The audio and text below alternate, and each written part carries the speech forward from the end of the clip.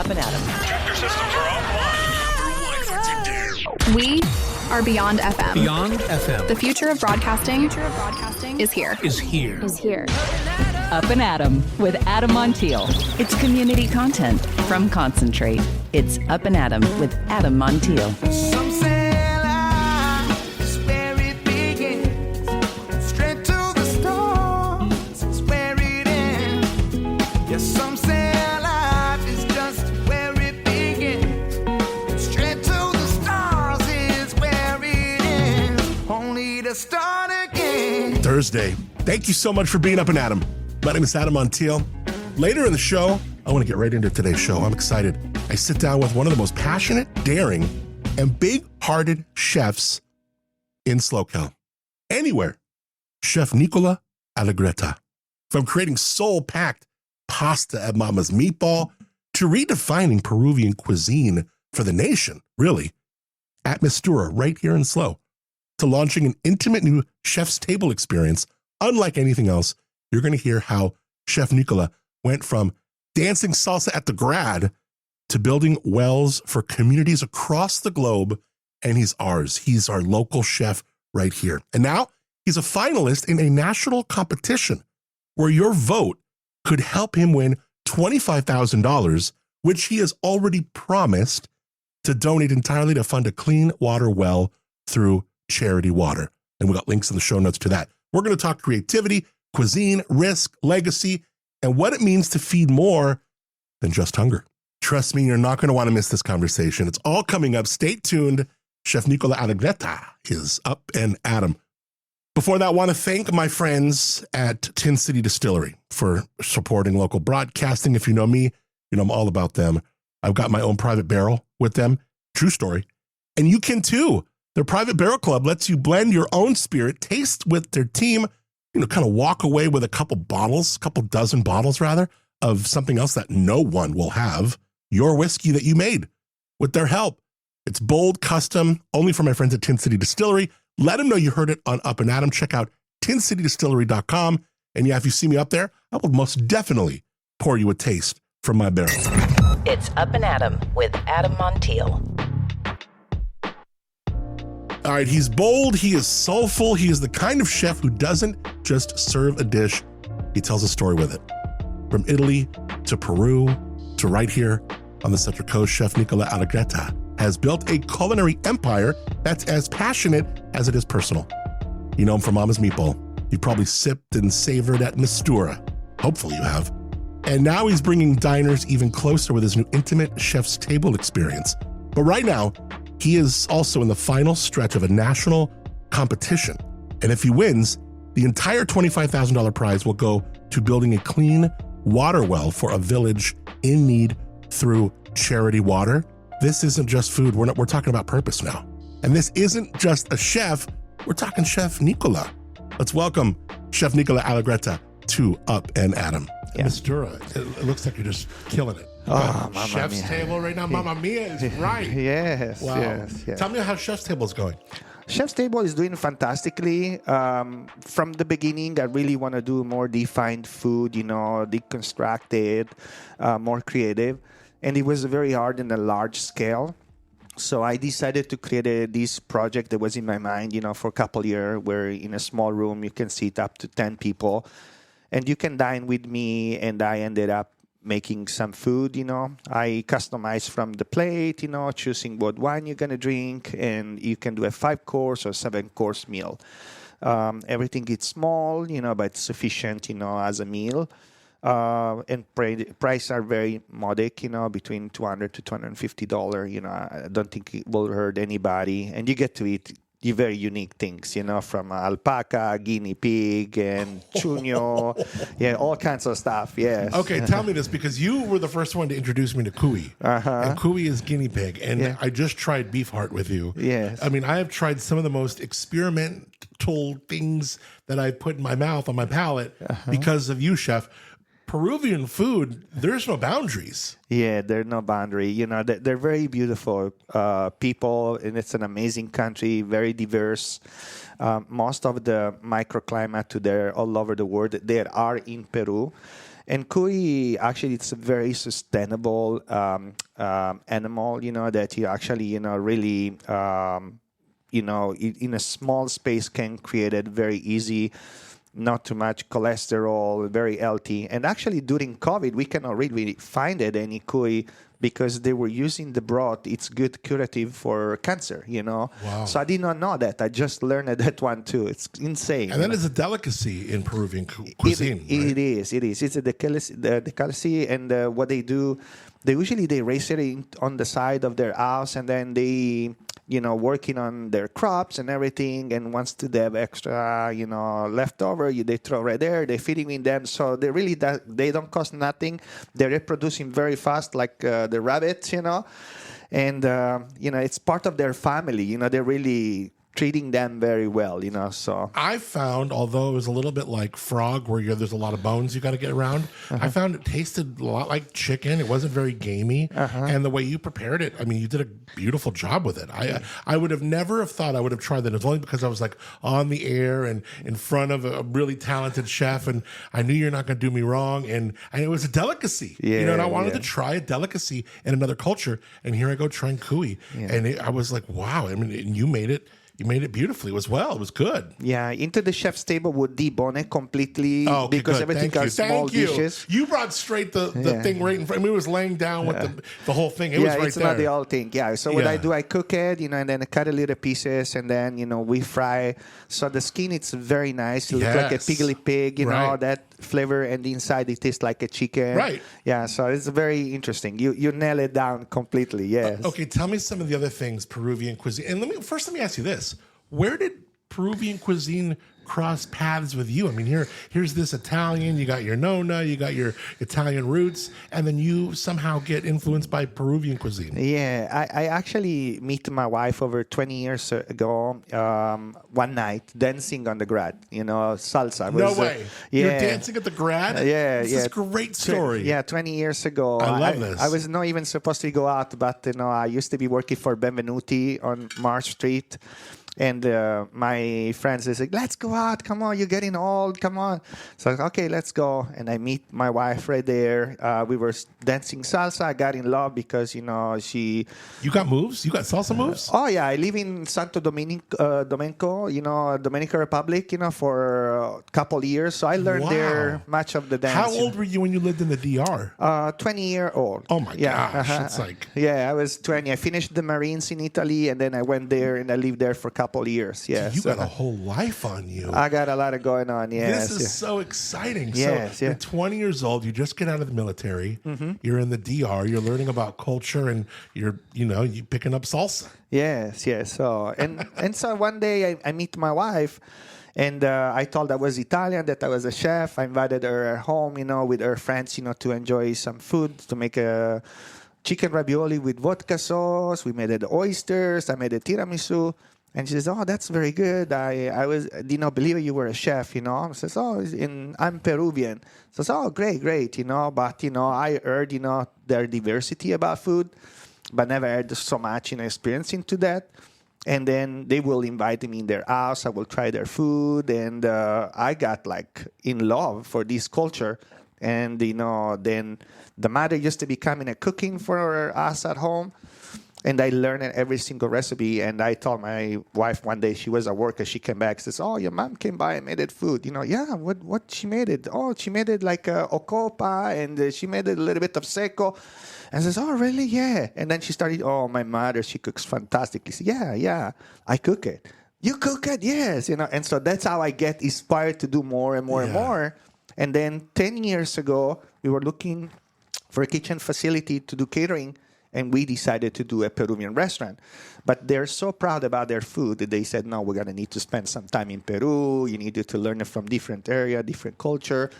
And then I was actually ready. And then every year we travel, we go there. And didn't it was River Oaks. I mean, you started this out at a golf course. I know. How did that work out? I can't even believe that worked out, but it did. It was killer for you. Yeah. So in reality, I did not have the financial to actually open at that time, and so that was great that I found that place right there. I like it because it had a beautiful backyard, so it was very nice. I thought, oh, maybe we can do an event right there, but it was really off the pattern. But thanks to all the winery and the people in Paso Robles, we were fully supported, so we get to be recognized, for quite a bit. And when they came the opportunity to move it in the creamery, because my lease was up over there, I decided to actually take over the space where it used to be Foremost, and we've been doing fantastically. So I'm so excited for you. Yeah. Great job. Thank you. Is that a hard spot? It's a very nice place. I really like it. But I mean, position-wise, where the kitchen is the back room, are there things that are you got your entry over here, your entry on Mar or Higuera? What is it? Is it a tough spot? Yeah, because it's an old building. Yeah. So if it was me and I was doing that place from scratch, I will probably build it a little bit different.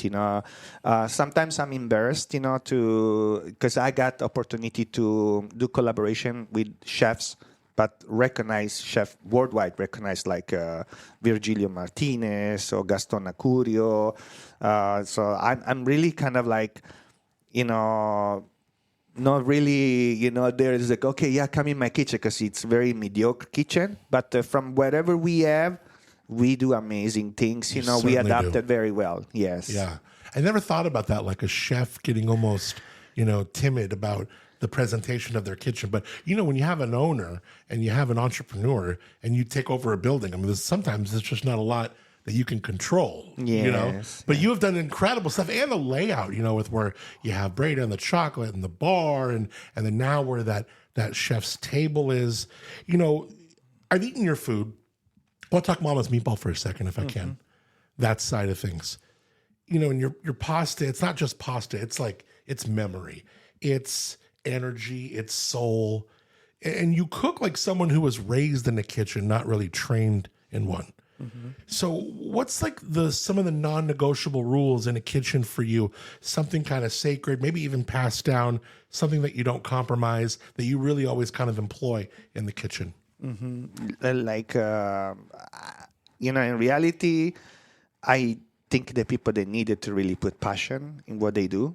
And I don't care if we have an item and we don't have it. To me, the most important is making the customers happy.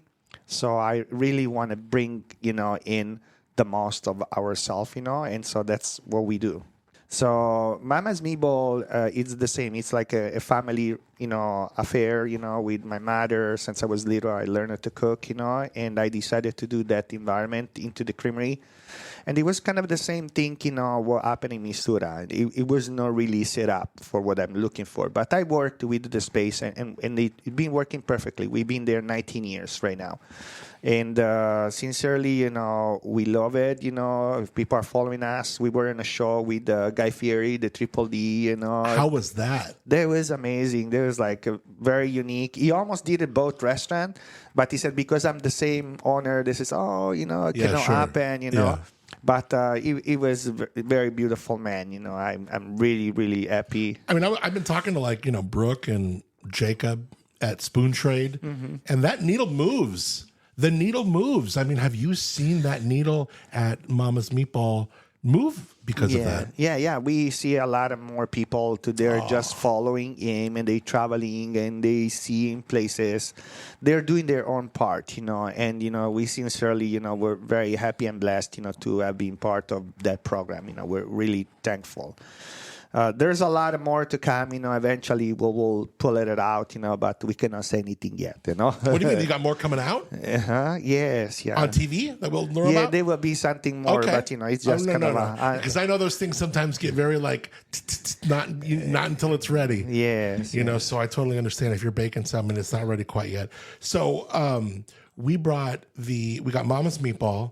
And we have the location on LOVR, true? Yeah? Yeah, so that has been taking a little bit of time because really it was a little bit outdated and there was a lot of stuff to be done. And then we were a little bit stopped by the CD and the L department because they had to do the sirloin, and some mechanical, electrical. So a few weeks ago was everything approved and, job had been accomplished, and now we're doing the detailed job, the painting, the flooring, the lighting, that stuff, and then we're gonna put some new appliances in, the booths, the chairs. So probably September, October, I will say, that's going to be the nailing date. I want to wait that, summer is done, that people are back from vacation, and then go from there, One thing I always ask like winemakers or other folks in that produce things, right, is like how much of this is craft and how much of this is science or fundamentals. And I think with you, I've seen like you have this take that it's very artist-like, and I look at like some of the path that you've gone, because we've been friends for a long time, and I think of like, there was a time, remember, we're going to sell Mama's Meatball over an essay contest. Correct. I Yeah. mean, like, so you think outside the box, you do things that are, you're not afraid to put yourself on a ledge from a culinary standpoint or from an entrepreneurial standpoint. And I'm just curious, like, what are your thoughts on this journey of yours in Slow, where we're at, and what's to come?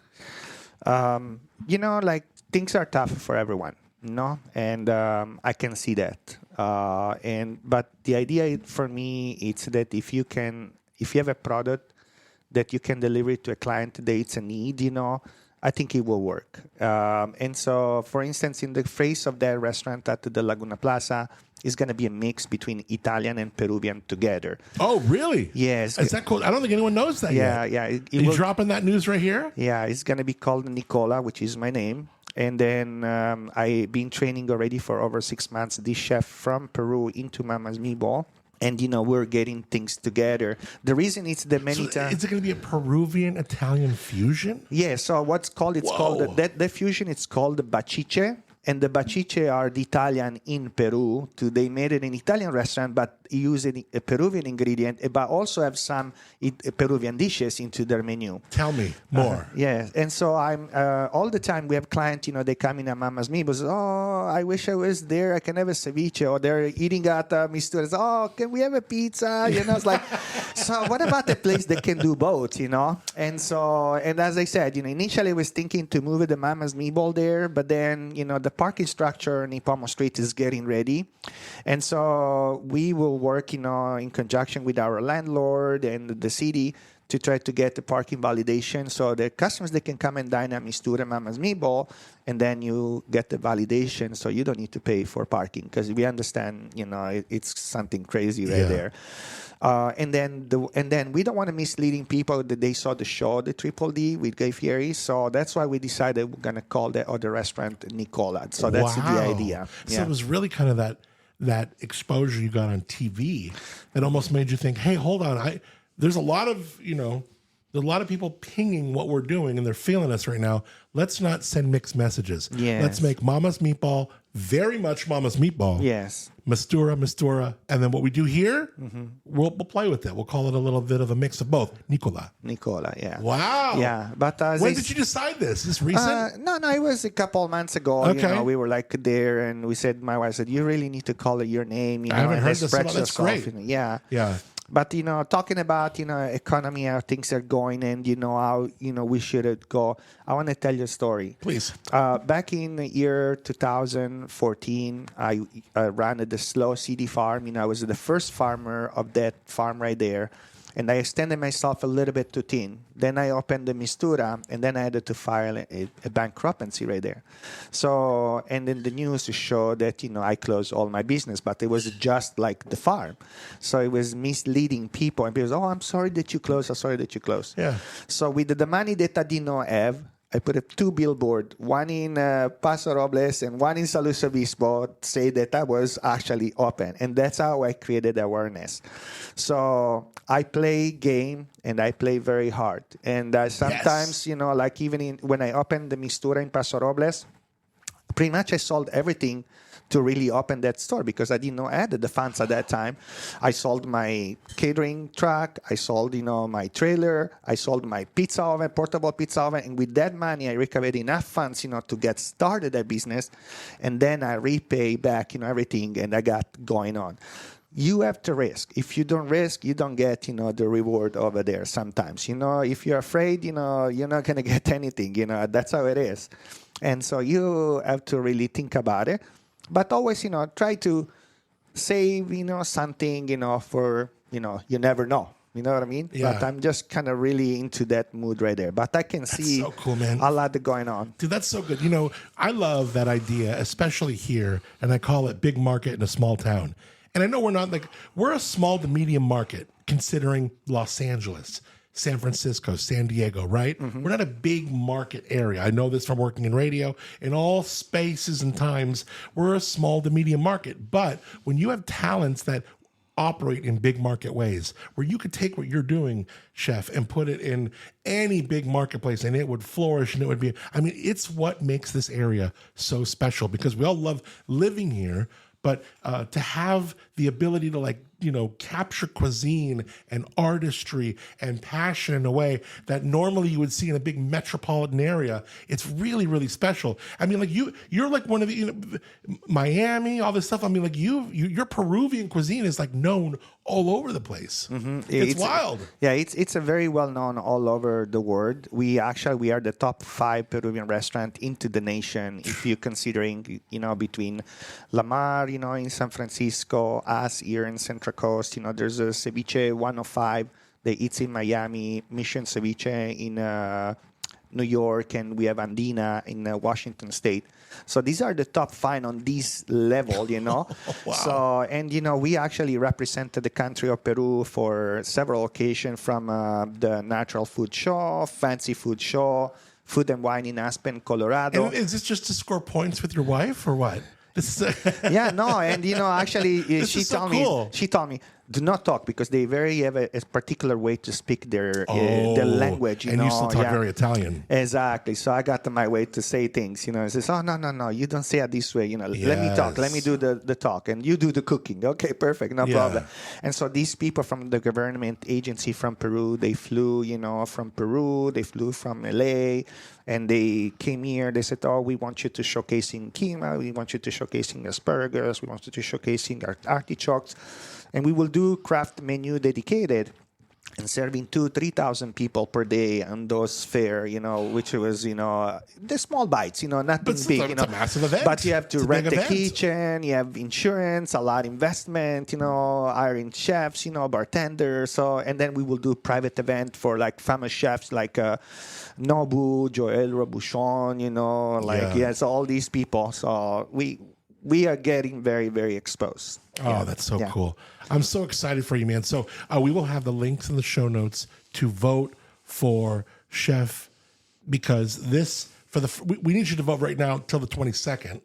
The 22nd for these to become in semifinalists. And I'll bring it back up on the show later, because we're going to need to vote after that too. Correct. We've got to keep you. And I don't know how you've been staying in first place. It's incredible. Good for you. I'm not surprised, but I'm just like, because I had a couple other friends do this, and there was one that was like a workout thing, and I had a friend from Santa Barbara who was doing it, and he wasn't in first place the whole time, so it's not easy. Yeah, it's not easy. It's incredible. You have a good following. Yeah. Well, when we started to be going for the semifinalist, actually I was fourth, for a couple days, then went third, second.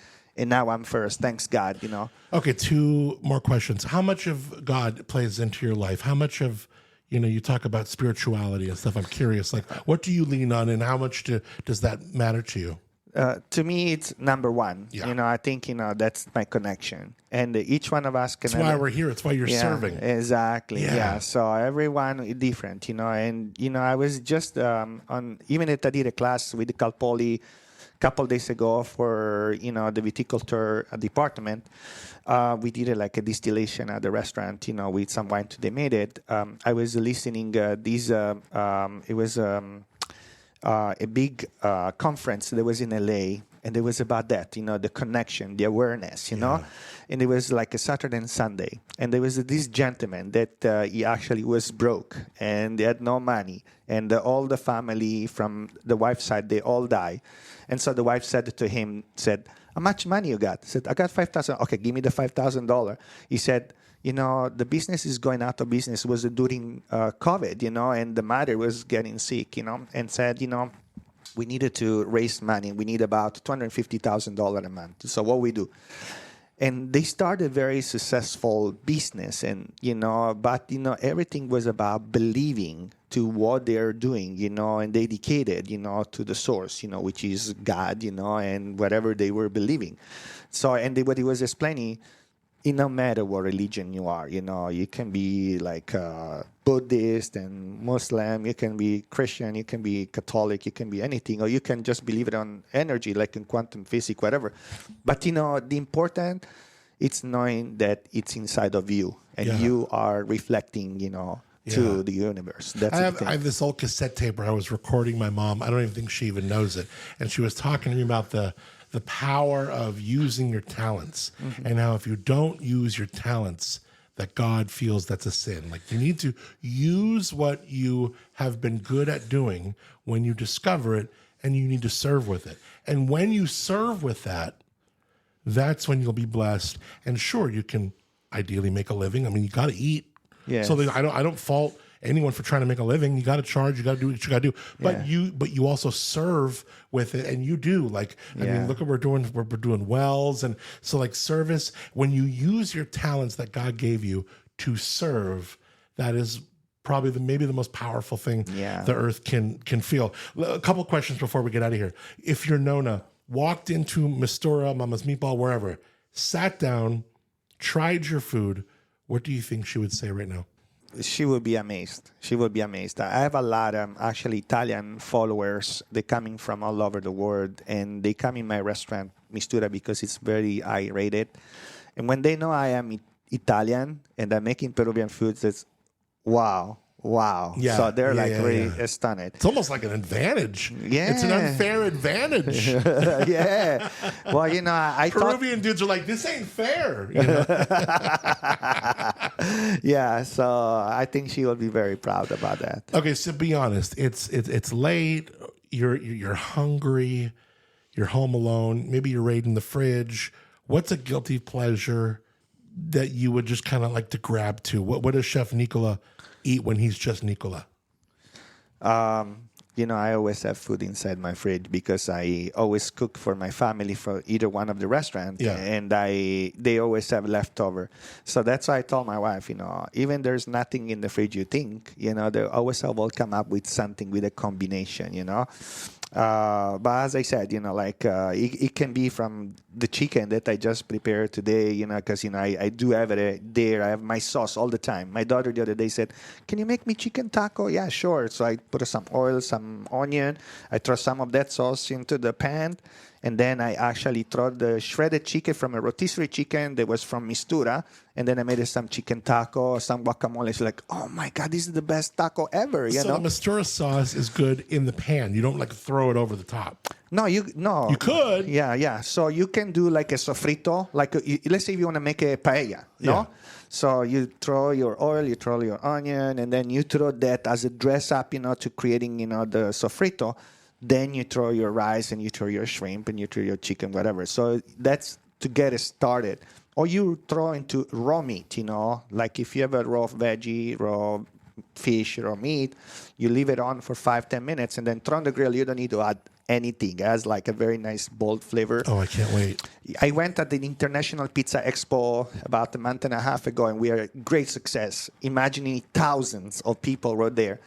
And they said, what are you doing in that one? I was promoting my sauce. I did the chicken wings, and I throw the chicken wings into the chicken wings with this? Yes. Amazing. Yeah, I fry the chicken wings, then I toss it with a little bit of that sauce, put it on a flat grill, and everybody like, oh my God, here's the smell where it comes from. It's so good. Yeah. Nico, that's fantastic. Yeah, yeah. Look, I love you. We're going to put the link in the show notes. I want everyone to vote. This round ends on the 22nd.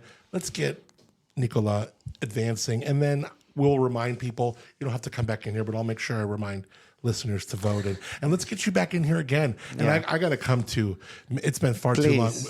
Lady I Fancy and I need to come to Mistura. Yeah, come on. Life is one, and you live it, day by day. That's what it is. Don't leave it for special occasion. How's that drink you're distilling?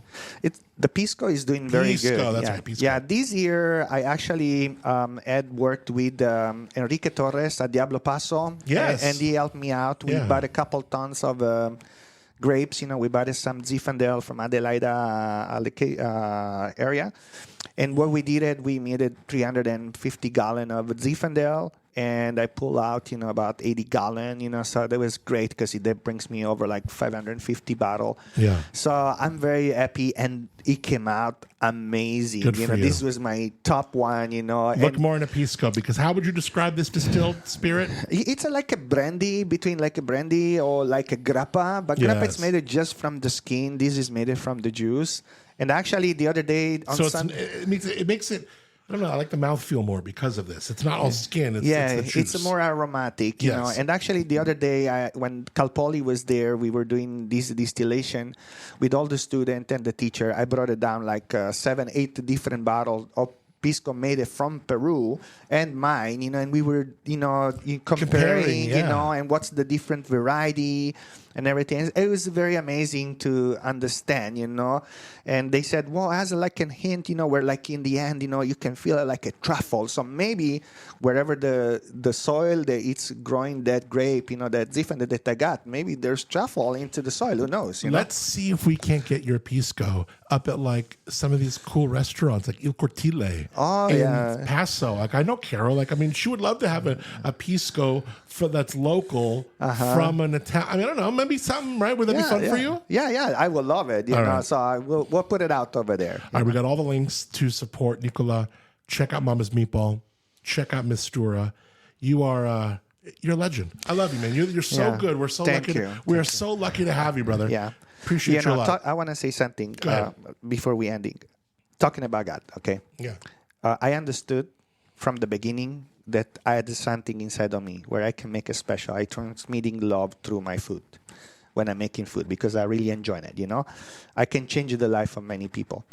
But I never understood why there's so much difference between rich people and poor people, why we cannot bring a little bit of that money to those people. And so I said, well, I wish, I can make a food for those people in the third world, and helping them out.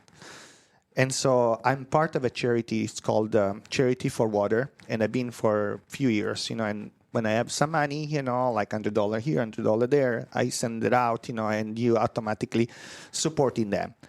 So if I get to win this prize, my major goal, if I win this $25,000, it's building a well into this third world, there in whatever it's going to be, they decided they want to be. And I promise I will end it up closing my store, go there and cook for them to celebrating together. So I just want to let you know. So it's going to be make a big difference for many people in the year to be. That is so awesome, Chef. Thank you. Appreciate you coming in here. I know you're very busy. Thank you for coming and having a really great conversation. And thank you for the great food. Oh, absolutely. Enjoy the sauce, grill with your friends. You will love it. And you scan in the QR code, it tells you what to do, how to use it. Nice. Yeah. Oh, fantastic. It's a fun chat. It's a fantastic, yes. Thank you. Some say life is where it begins. Straight to the stars is where it ends. Only to start again. Don't forget, Chef is in the finals for that national competition, Your Vote Matters. And you got to get that vote in today. And then I'm going to remind you next week, because if he passes the semifinals, we're going to be into the last round. So I would love to see. I think he's in first place. I would love to see assure that he wins this, because he certainly deserves it. Thank you, brother, for the food, the fire, and the heart. Appreciate your time, Chef. All right, tomorrow's show, I am super excited about it. We have local musicians, but we've never done live music like this. I don't think anybody has. We're going to have a new musician, a new group, a duo, if you will, called Elysian Moon. Elysian Moon? Anyways, she is a world-class pianist, cellist. He is a world-class violinist. But don't get it twisted. This music is going to move you. There are beats. There's like house themes in here. And Elysian Moon, they play right for the audience in the moment. So they got keyboards and violin, and she's playing keys. And then they're doing synths and filters, and it's all live right in front of you.